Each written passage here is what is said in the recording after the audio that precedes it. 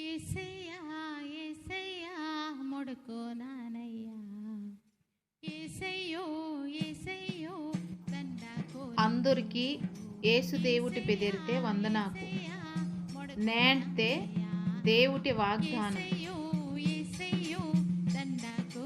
అందము మోసము అందతిని మెక్కటము వ్యర్థము. దేవుటగ్గా భయత్తోటే భక్తితోటే మందని నాటుటిని పొగిడితోరు. సామెతని పుస్తకము 31వ అధ్యాయము 30వ వచనము. ప్రార్థన. తండ్రి మీకు వందనకయ్యా ఇద్దు ప్రభువా.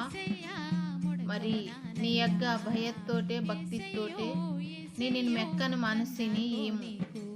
ఈ లోకದ వేడనదంతా కూడా సాయమందన దయ్యయ్యా.